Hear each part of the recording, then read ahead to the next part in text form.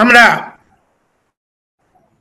মূল আলোচনায় চলে যাব, কারণ এই ধরনের প্রশ্ন বা আলোচনার বিষয় তো কোথাও বইতে টইতে, সোশ্যোলজিতে বা পলিটিক্যাল সায়েন্স কিংবা কোথাও পাওয়া যাবে না। এটা খুব রিসেন্টলি আলোচনার বিষয় করে তুলছে লোকে, তুমিও একটা এনেছো। আর যেহেতু আমার কাছে তুমি প্লেস করেছো, আমি এটা আলোচনা করব আমার জ্ঞান এবং বুদ্ধি দিয়ে। শুধু তাই নয়, এই ধরনের প্রশ্ন বা ইস্যু থেকে নয়, তবে আমি অন্যভাবে এটা আলোচনা অলরেডি আমার বইতে করে রেখেছি। সেই জন্য আমার পক্ষে একেবারে চোখ বুজে কিছু কথা বলে যাওয়া কোনো অসুবিধার বিষয় নয়। বিষয়টা তুমি খুব সহজ এবং সুন্দর করে সাবজেক্টটা রেখেছ সাম্প্রতিক কালে এবং ভারতবর্ষের এই উপমহাদেশে। এখন সাম্প্রতিক কাল তুমি কবে থেকে ধরছো, তুমি যেটা ধরছো সেটা ঠিক নয়। এটা তো তুমি ফল দেখতে পাচ্ছ। ফল আর গাছের সূত্রপাত তো এক সময়ে হয়নি না। গাছের বীজ রোপণ, তার বৃক্ষে পরিণত হওয়া, তার ফুল হওয়া, তার ফল হওয়া। আমরা দাঁড়িয়ে আছি ফল হওয়া একটা গাছের নিচে। এখন সেদিক থেকে বললে আমি বলবো এটা কিরকম কথা হলো, যে ভারতবর্ষ তো আগে ছিল না। আমি এই সেদিনও ফ্রাঁসোয়া বার্নিয়ারের travels in Mughal India, Mughal empire, India না, মুঘল এম্পায়ারটা পড়ছিলাম। আগেও পড়েছি, বিনয় ঘোষের বাংলা থেকে ছোটবেলায় পড়েছি। তা কিছুকাল আগে বইটা পাওয়া গেল, যার জন্য ওটাকে আবার পড়ছিলাম। তাতে দেখা যাচ্ছে ফ্রাঁসোয়া বার্নিয়ার বেঙ্গলটাকে বলছেন কিংডম অফ বেঙ্গল, কাশ্মীরটাকে বলছেন কিংডম অফ কাশ্মীর, পাঞ্জাবটাকে লিখছেন কিংডম অফ পাঞ্জাব। অর্থাৎ আমি যেটা বলতে চেয়েছি যে ভারতবর্ষ এটা নেই। ভারতবর্ষটার জায়গায় এটা বলে থাকি যে ব্রিটিশ ভারতবর্ষ। আমরা ইতিহাসে তাই লিখি, ব্রিটিশ ইন্ডিয়া।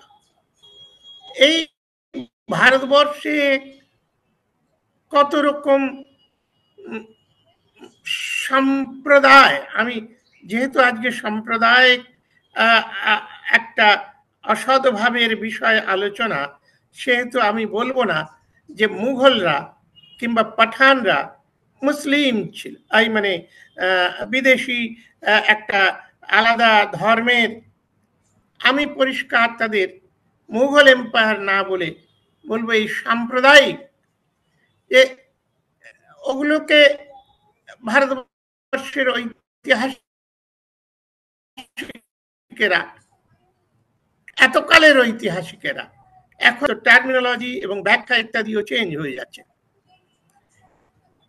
তা পুরো যারা, তারা লিখেছে এনশিয়েন্ট ইন্ডিয়া আর হিন্দু ইন্ডিয়া, তারপরে লিখছে মিডিয়াল ইন্ডিয়া বা মুসলিম পিরিয়ড, তারপরে লিখছে মডার্ন ইন্ডিয়া বা ব্রিটিশ পিরিয়ড।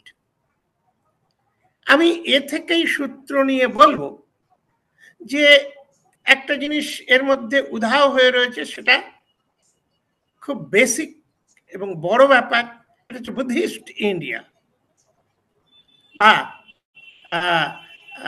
মৌরিয়ান এম্পায়ার, ব্রিটিশদের পূর্বে অত বড় এম্পায়ার ভারতবর্ষে তো আর কেউ করেনি। তো সেইটার কথা এরা ঐতিহাসিকরা চেপে গেছে বা ডিস্টর্ট করেছে বা দলিত হিস্ট্রি করেছে। ওটাকে আমি দলিত হিস্ট্রি বলি, the history which has been downtrodden, denied, or refused to be recognized. তো এখন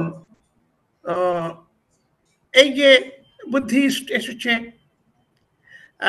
পাঠানরা এসেছে, মুঘলরা এসেছে, এরা কেউ মুসলিম নয়।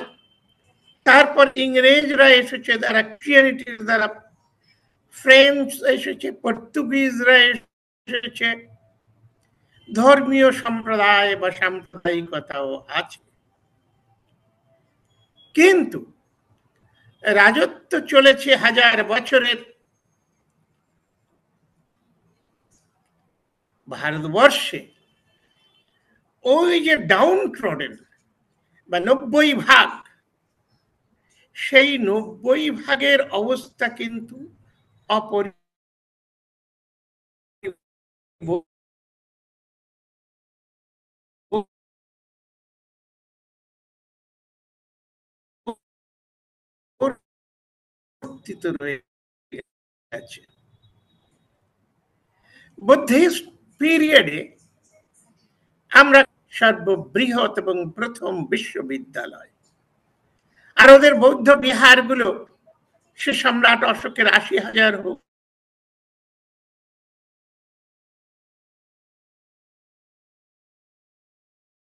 ইঞ্জিনিয়ারিং, এ সমস্ত বৃদ্ধি হয়েছিল। আরো এনশিয়েন্ট প্রি হিস্ট্রি অথবা প্রোটো হিস্ট্রিতে যদি আমরা চলে যাই, সেই সভ্যতায় দেখব সেই খড়ের মতন স্ট্রাকচার, কালচার রয়েছে, ইঞ্জিনিয়ারিং স্কিল রয়েছে। কিন্তু পরবর্তীকালে এই বুদ্ধিস্ট এম্পায়ার যখন নিশ্চিহ্ন হয়ে গেল, প্রধানত ব্রাহ্মণ্য হিন্দু ধর্মের এবং বহির্বিশ্বের ইসলাম, পাঠান, তুর্কি বা ওই রবীন্দ্রনাথের কথায় শকুন, মুঘল, পাঠান সব এসেছে এদেশে। এরা কেউই কিন্তু ভারতবর্ষের ডেভেলপমেন্টের কথা ভাবেনি। এত বড় ইসলামিক পিরিয়ড, সেটা মুঘল বলি কিংবা মুঘল পূর্ববর্তী পাঠানদের বলি, শের শাহ সুরির বলি, এই সময়ে কিন্তু কোনো ইউনিভার্সিটি এরা তৈরি করেনি, স্কুল কলেজ তৈরি করেনি, কৃষি ক্ষেত্রে উন্নত পর্যায়ে যাবার জন্য কোন রকম চেষ্টা করেনি। অর্থাৎ আজকে আমরা গভর্নমেন্টের যে রোলটাকে বলতে চাই যে ওয়েলফেয়ার অ্যান্ড ডেভেলপমেন্ট, এই যে ওয়েলফেয়ার অ্যান্ড ডেভেলপমেন্টের বিষয়গুলো পুরো হাজার বছরের ইসলামিক পিরিয়ডে একেবারে অন্ধকার। সামান্য যেটুকু ছিল সেটুকু ওই উঁচু পর্যায়ে যেটুকু দরকার হয়, যেমন ইংরেজরা এসে দেশে প্রথম ওই স্কুল করে বড় বড় রাজা বহুত পয়সা অর্জন করেছিলেন, তেমনি মুঘল আমলে বা মুসলিম পিরিয়ডে এগুলো ছিল।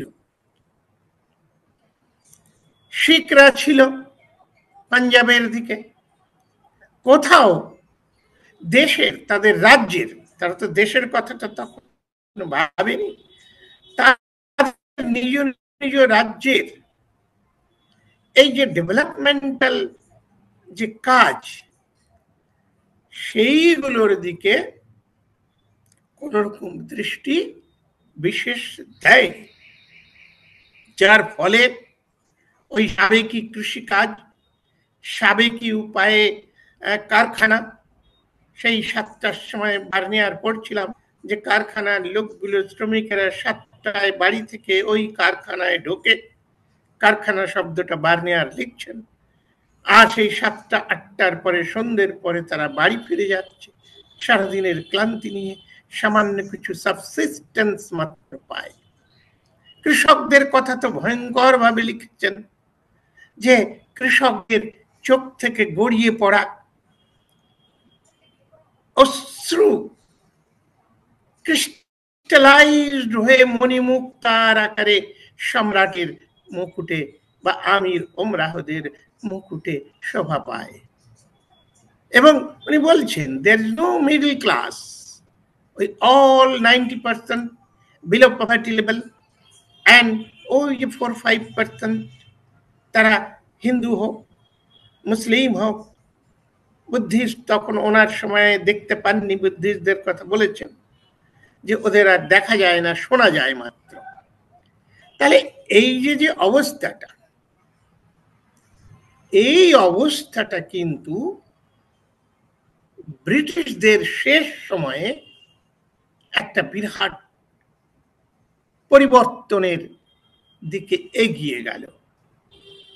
অর্থাৎ আমার মতে ওই যে মডার্ন পিরিয়ডটা বলছে, অর্থাৎ আধুনিক পিরিয়ড। হোয়াট ইজ আধুনিক পিরিয়ড? 1800 সাল থেকে, 1900 সাল থেকে, 2001 থেকে ইন্ডাস্ট্রি, ও তো কারখানার উল্লেখ বার্নিয়ারও লিখছেন, তার আগেও ছিল।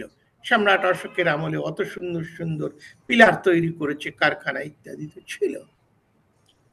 তাহলে নতুনটা কি এলো, যেটাকে আমরা বলছি যে আধুনিক কাল। এবং এই আধুনিক কালটাও দেখা যায় ব্রিটিশদের প্রথম 100 বছরে তারা এই কাজটা করেনি। তারাও ডেভেলপমেন্টের জন্য বিশেষ কাজ করেনি, তারাও এগ্রিকালচারাল উন্নতির জন্য কিছু করেনি, তারাও স্কুল, কলেজ, বিশ্ববিদ্যালয় এগুলো বানায়নি। 1800 সালে ওরা এসেছে 1600 বোম্বেতে, পর্তুগিজরা এসেছে তারও আগে, ফ্রেঞ্চরা, এগুলোই 1800 সালে শুরু হচ্ছে। তাও সেই উচ্চ পর্যায়ে তাদের ক্ষয়ের খা কিছু ইন্টারপ্রেটার, এবং তাদের হয়ে এই দেশীয় মানুষগুলোকে লুট করবার উপায় স্বরূপ তারা ওদের ইংরেজিতে শিক্ষিত।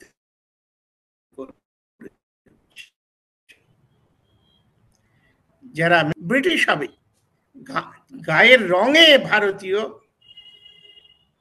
কিন্তু তারা মনে প্রাণে ব্রিটিশের নকল করবে, ব্রিটিশের কথা করবে। যারা ওই বলেছে যে মদের বিলেত, ওরা বিলেতটাকে মদের বিলেত বল। তো সেই যে কলকাতার বাবুরা, তারা কেবল মাত্র একটু লেখাপড়া কিন্তু যায়নি নিচে। সেটা শুরু হলো 1854-এ আর 54-এই বোধ হয়, ওই চার্টার অ্যাক্ট তৈরি করলো লন্ডন পার্লামেন্ট থেকে, ভাই এটা তোমরা কি করছো, এদের লেখাপড়ার ব্যবস্থা করো। ওই তখনই 1854 সালের ওর পরেই ক্যালকাটা ইউনিভার্সিটি, বিদ্যাসাগরের হস্তক্ষেপ এবং 100টা বঙ্গ বিদ্যালয় ইত্যাদি ইত্যাদি শুরু হলো। তাও 100টা বঙ্গ বিদ্যালয় কলকাতা, আলজুটোলা বঙ্গ বিদ্যালয়, এরকম। সাধারণের মধ্যে ওই যে 90% তাদের মধ্যে, সে মুসলমান হোক, বৌদ্ধ হোক, হিন্দু হোক, কিংবা যা খুশি হোক, কারণ ধর্মের কোনো সংখ্যা ছিল না এদেশে। প্রকৃতপক্ষে এদেশে ওই বৌদ্ধ ধর্মের বিনাশ হবার পরে কোন ধর্ম নির্দিষ্টভাবে কেউ পালন করতো না। এক ধরনের কুসংস্কারে যে যা বলতো, বামুনেরা কিংবা সর্দাররা কিংবা ওই সংঘের গুরুরা, তাতেই তারা চলতো। এখন এই জিনিসটা তখনও ওই আধুনিকতা বা মডার্ন পিরিয়ড হয়নি, কিন্তু মডার্ন পিরিয়ডটা হলো একটা ট্রানজিশন, একটা ভয়ঙ্কর একটা ট্রানজিশন। ট্রানজিশন কি? গণতন্ত্র। গণতন্ত্রের প্রতিষ্ঠা হলো লর্ড রিপনের দ্বারা 1882 ডিক্লারেশনে, যে এর পর থেকে তালুক, তহসিল, সাবডিভিশন, এই লোকাল লেভেলে গ্রামে গ্রামে সরকারের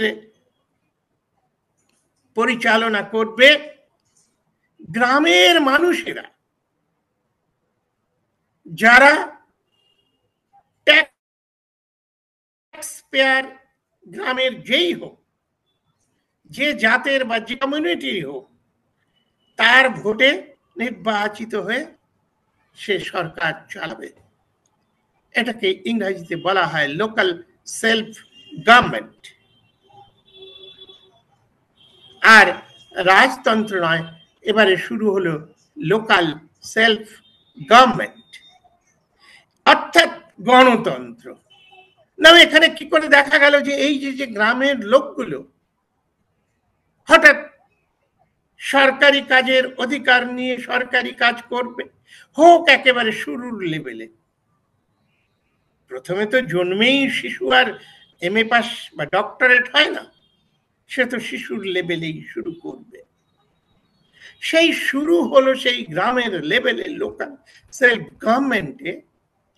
এই যে রাজা হলো, এই যে সাধারণ প্রজারা, যাদের কখনো কোনো রকম অধিকার ছিল না, বিদ্যা শিক্ষায় কোনো কর্তালিতে তাদের যাদের ছিল না, তারা হঠাৎ একদিনে শাসকের সিংহাসনে বসছে, ছোট ছোট সিংহাসন। এই যে ট্রানজিশন, এই বসার সময় কিন্তু সেই এম্পায়ারের অশোকের মতন কলিঙ্গ যুদ্ধে তলোয়ার চালায়নি এরা, সেই বাবুরের মতন কামান নিয়ে তিনি যুদ্ধক্ষেত্রে অবতীর্ণ হয়নি, সেই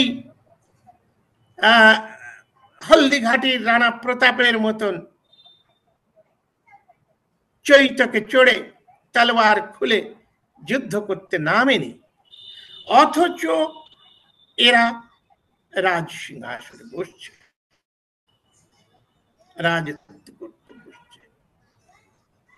ওই চূড়ার কয়েকজন মাত্র নয়, সমাজের বেস লেভেলের সমস্ত মানুষ যারাই ট্যাক্স দেয়, তারাই ভোট দেবে, কিংবা ভোট গ্রহণ করে সে ওই চেয়ারে বসে সরকারি কাজ শুরু করবে। এই যে নট বাই বুলেট আর বেয়োনেট, যে বুলেট আর বেয়োনেট চালিয়ে ব্রিটিশ রাজত্ব দখল ছিল, মুসলিম পিরিয়ড ঘুরিয়েই করেছিল। এবারে এই যে আধুনিকতার সূত্রপাত, মানে নো বুলেট আর bayonet, swords are redundant here. কিসের জোরে হচ্ছে এরা? ওই যে ভোট দেবে, ব্যালট, নট দ্য বুলেট। এই ব্যালটের জোরে, ব্যালটের বাক্স থেকে বেরিয়ে আসবে ভাবিকালের রাজারা, ছোট পর্যায় থেকে রাষ্ট্রের পর্যায় পর্যন্ত, যেটা আজকে আছে। আজকে আমাদের ভারতবর্ষের প্রধানমন্ত্রী মাননীয় মোদীজি ভোটে জিতে এসেছেন। আমাদের মমতা দিদি বিপুল পরিমাণ ভোটে জিতে তিনি এসেছেন। এদের কোনো বংশ ওই রাজার বংশ নয়, ডাইনাস্টিক রুল নয়। এই যে মডার্নিটিতে এলো, এই মডার্নিটি একটা আশীর্বাদ, যে আশীর্বাদের ফলে বাংলায় নমশূদ্রদের, চণ্ডালদের, অস্পৃশ্য কৃষক, যারা লেখাপড়ার অধিকার ছিল না, যাদের চুলে অপবিত্র হয়ে যায় সমস্ত কিছু, যাদের মন্দিরে ঢোকার কোন রকম, হিন্দুদের মন্দিরে ঢোকার কোনো অধিকার ছিল না, ইসলামে প্রথম দিকে নেয়নি, ওই ইসলামিক পিরিয়ডে এদের দিকে ফিরেও তাকায়নি, ওই উচ্চ বর্ণের উচ্চবর্গীয়দের সাথে মিলে এদের উপরে অত্যাচার অবিচার করেছে। সেই জন্য আনটাচেবিলিটি, সেই জন্য শূদ্রদের দুঃখ দারিদ্র, ও সেটা আমার বেশি করে আর ব্যাখ্যা করার দরকার নেই।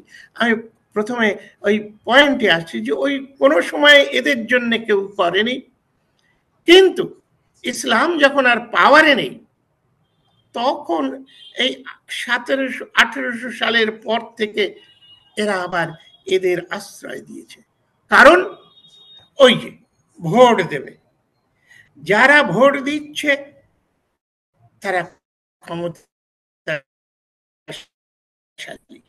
তাদের একটা ব্যালট আছে, থেকে ভালো সেই ব্যালট যখন হাতে হাতে এলো, তখন শয়ে শয়ে গ্রামে গ্রামে বাংলায় সব হিন্দুদের অত্যাচারে, ওই রবীন্দ্রনাথ নানান জায়গায় নানান পত্র পত্রিকায় লিখেছেন যে তোদের অত্যাচারে, তোদের অবিচারে ওরা চলে গেল, আর আজকে তার ফল তো আমাদের পেতে হবে রে।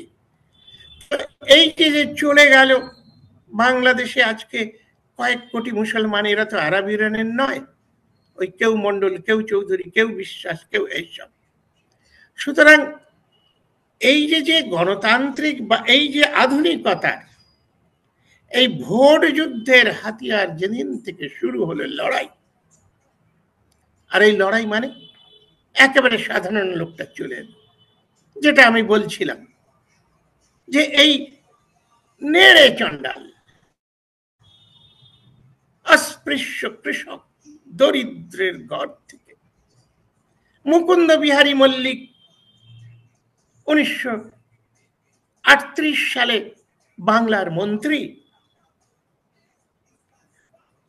1920 সাল থেকে 21 সালে এই অস্পৃশ্য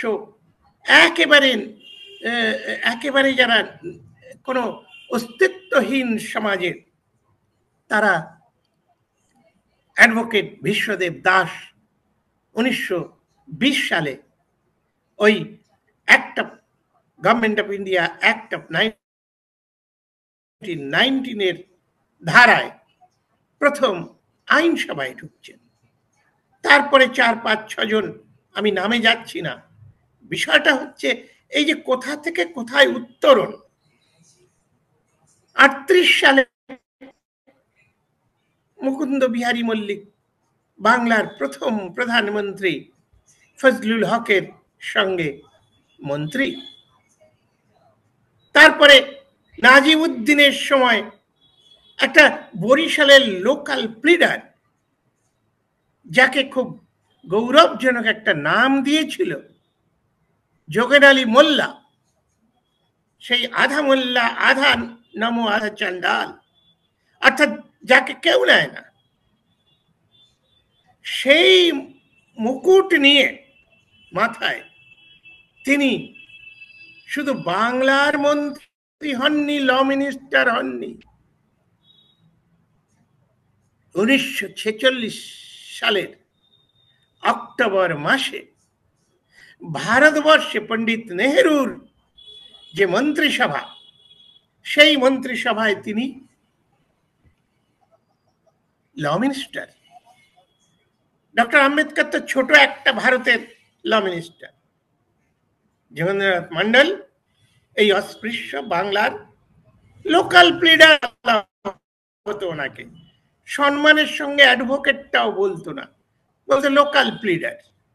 এই লোকাল প্লিডার ভারতবর্ষের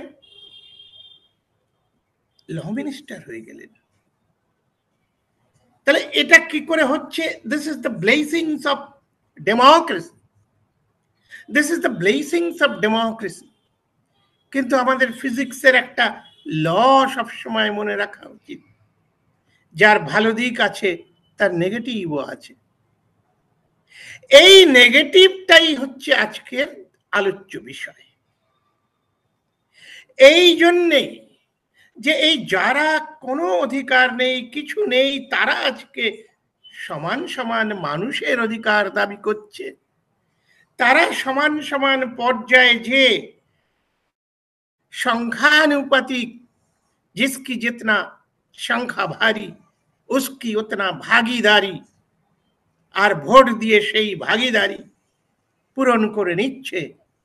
এটা এই হাজার বছর, সেটা বুদ্ধের পিরিয়ড হোক, হিন্দু পিরিয়ড হোক, ইসলামিক পিরিয়ড হোক, খ্রিস্টিয়ান পিরিয়ড হোক, কোথাও যাকে দেয়নি অধিকার, তারা হঠাৎ এই গণতন্ত্রের ফলে শয়ে শয়ে, হাজারে হাজারে লেখাপড়া শিখছে, স্কুলে যাচ্ছে, কলেজে যাচ্ছে। তখন ওই ব্রিটিশ ওইগুলো করেছে, দেখবেন ওই কিভাবে হান্টার কমিশন, এডুকেশন কমিশন, গ্রামে রুরাল এডুকেশন ইত্যাদি ইত্যাদি বিস্তার হচ্ছে। কারণ এই সরকার যদি গণতন্ত্রের করতে হয়, শিক্ষার দরকার। শিক্ষা ছাড়া তো আর অফিসের ফাইল দেখা যায় না। তো এর ফলে যে তোমার আলোচ্য বিষয়ের প্রশ্ন কবে থেকে শুরু হলো, now this is my answer. I feel যারা শুনছেন তারা বুঝতে পারছেন, ও আচ্ছা আচ্ছা। সুতরাং এবারে মারো বেটাকে, মারো বেটাকে। কিভাবে মারবে? বাংলায় পপুলেশন কত? 55%। 1911 সেন্সাসে 55% মুসলমান, 25% এই সমস্ত আনটাচেবল ছোট জাত। এরা দুজনে কৃষক সম্প্রদায়ের, এই শ্রমিক সম্প্রদায়ের এত মানুষকে কি মারা যায় রে বাবা? তাও ব্রিটিশ পিরিয়ড। গণতন্ত্র সূত্রপাত করছে ওরা, একে ঠেকানো দুষ্কর। খুব কৌশলে কিরকম ভাবে শুরু করছে friction. Act, India council's act, ব্রিটিশদের দিয়ে এখানকার যারা শাসক, সমাজ শাসক, যারা সেই বুদ্ধের সময়ে সমাজ শাসক, ইসলামিক পিরিয়ডে সমাজ শাসক, শিখদের সময়ে সমাজ শাসক, ফরাসি এবং ব্রিটিশের পিরিয়ডে সমাজ শাসক, সেই হাজার হাজার বছরের বংশানুক্রমিক যারা শাসক বর্গ, তারা খুব কৌশলে ওই একটা অগণতান্ত্রিক অ্যাক্ট আনলেন। একটা কি প্রভিশন দিলেন? যে এরপর থেকে এক্সিকিউটিভ কাউন্সিল তো বাড়িয়ে হলো, মেম্বার টেম্বার কাউন্সিলের বেড়ে গেল, ক্ষমতা ইন্ডিয়ানদের হাতে আরো বেশি আসছে। কিন্তু মুসলমানরা সেপারেট ইলেক্টরেট, অর্থাৎ ভোট গোষ্ঠী, একটা পৃথক ভোট গোষ্ঠীতে পরিণত হয়ে গেল। অথচ যাদের প্রোটেকশনের দরকার ছিল, যে অস্পৃশ্যরা সবে মাত্র উঠে এসেছে, তাদের সেই পৃথক নির্বাচনী গোষ্ঠীর অধিকার দেওয়া হলো না। পৃথক ভোট দেওয়া নয়, পৃথক গোষ্ঠী, পলিটিক্যাল একটা গ্রুপ। তাহলে এবারে চিন্তা করুন, ওই যে বিদ্বেষ, ওই যে হিংসা বিদ্বেষ শুরু হলো না? This is the constitutional birth of communal hatred, মারপিট ইত্যাদি। অর্থাৎ যখনই মুসলমানদের আলাদা করে দেওয়া হলো, ওই যে যোগেন মন্ডলরা, ওই যে সুরাবর্দীরা, ওই যাদের সঙ্গে মিলে হাত মিলিয়ে কাজকর্ম করছিল, আর নমশূদ্ররা মুসলমানের ভাইয়ের ভোট পায় না। গ্রামে তো সব ওরাই আছে, কালকে হিন্দু ছিল আজকে মুসলমান হয়ে গেছে, এখনো সেই ভাই ভাই রয়ে গেছে। তো সেই কৃষক ভাই অপর কৃষক ভাইয়ের আর ভোট নিতে পায় না, দিতেও পায় না। তাহলে এটা ধীরে ধীরে ধীরে ধীরে এই ডিফারেন্সটা, এই বিভেদটা একটা কমিউনাল বিভেদে পরিণত হয়ে গেল। ও ওরা মুসলমান, ও ওরা শিডিউল কাস্ট, ও ওরা এই এই যে তাহলে উদ্ভবের সূত্রপাত আইনের দ্বারা এইখানে 1919 ইন্ডিয়া কাউন্সিলস অ্যাক্ট 1909। এখন এর ফলটা কেমন দেখা যাচ্ছে? ফলটা অবশ্য আগে থেকেই শুরু হয়ে গেছে। যেমন বাল গঙ্গাধর তিলক, এই যে সাভারকার, গাভাস্কার, সমস্ত আম্বেদকর, যত ব্রাহ্মণ ছিল, তারা জানে যে ব্রিটিশরা এখন যে ফাইন্যান্স ক্যাপিটাল ইত্যাদি ইত্যাদি আছে, মার্কেট ক্যাপচার করেছে, কলোনি চালিয়ে চলে যাবে। ওটা তো শুরু করেছে লর্ড রিপন, যে তোমরাই চালাবে স্বশাসন। এখন এইটা চালাতে গেলে তিলক বলছেন যে না না, আমি ওই স্বরাজ চাই না। যদি স্বরাজের মানে হয় নাপিত, তেলি, কামার, কুমোর, মুচি, চামার এরাও আইনসভায় ভোট দিয়ে ঢুকে আইন বানাবে, এই স্বরাজ আমি চাই না। তাহলে বোঝা যাচ্ছে কিভাবে এই যে কমিউনাল রাইটটা শুরু হলো। তখনও কিন্তু ওই যে মুসলমানদের আলাদা করে দেখছে না। ওই ফজলুল হক, যিনি বাংলার প্রথম প্রধানমন্ত্রী, এই যে তিলক বলছেন যে না, এইরকম স্বরাজ আমাদের কাম্য নয়। স্বরাজ হচ্ছে তেমন যখন শুধু বামুন হবে, তখন এই ছোট জাত, সেই ফুলে সাহু, এদের সঙ্গে লড়াই। তখনও ফজলুল হক কিন্তু কংগ্রেসের প্রেসিডেন্ট, কংগ্রেসের জেনারেল সেক্রেটারি 1916-15 সালে। কিন্তু জওহরলাল নেহরু ফজলুল হকের প্রাইভেট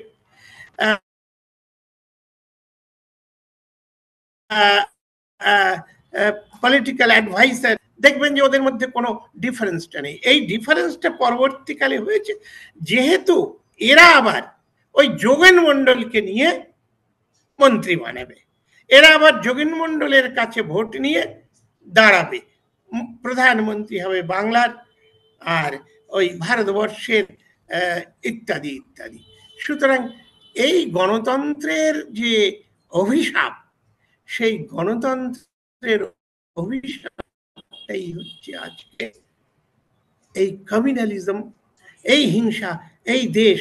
ওই দেখ, ওদের লোক সংখ্যা বেড়ে গেল, ওদের লোক সংখ্যা মুসলমানের বেড়ে গেল, মানে ওই ভোট সংখ্যা বেড়ে গেল। সুতরাং স্টপ দেম, এই ওই করো, ওই ডিস্ট্রিক্টকে এখান থেকে বার করে দাও, ওটাকে বাংলাদেশ বানিয়ে দাও, ওটাকে পাকিস্তান বানিয়ে দাও, ওটাকে অন্য দেশ বানিয়ে দাও, ইত্যাদি ইত্যাদি। সব দেখলে দেখতে পাওয়া যাবে যে ওই যে স্বরাজ, স্বরাজ মানে যদি হয় যে যোগেন মণ্ডলরা, বিশ্বাসরা এমএলএ এমপি হবে, এক সুরে কথা বলবে, সমান সমান আসনে বসবে, নিজস্ব অধিকার নিয়ে বসবে, তাহলে সেই স্বরাজ, সেই স্বাধীনতা আমাদের চাই না। ভেঙে ফেলবো, জ্বালিয়ে দেবো দেশটাকে, কিন্তু এই স্বরাজ হতে দেব না। স্বরাজ মানে ব্রাহ্মণের স্বরাজ। সেই জন্যে সমস্ত কিছু, ইতিহাস বদলে যাবে, কালচার বদলে যাবে। গণতন্ত্র খুব ডেঞ্জারাস। এই গণতন্ত্রের অভিশাপে আমরা ভুগছি। আমি আজকে এই আমাদের সাম্প্রদায়িকতার যে কারণ এবং কবে থেকে, মূল কথাগুলোকে আমি বললাম। সময় সংক্ষেপ, কিছু কথা খুব দ্রুত বলে গেছি, সেগুলো আরো মিঠে মিঠে করে বলা যেত, সেগুলো আরো সুন্দর করে সাজিয়ে বলা যেত। যারা শুনছেন তাদের সকলকে ধন্যবাদ।